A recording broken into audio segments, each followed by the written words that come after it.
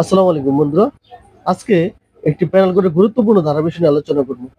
আজকে বাংলাদেশে প্রচলিত প্যানেল কোড 1860-এর 266 ধারার বিষয়ে আলোচনা করব। এটা একটি গুরুত্বপূর্ণ ধারা।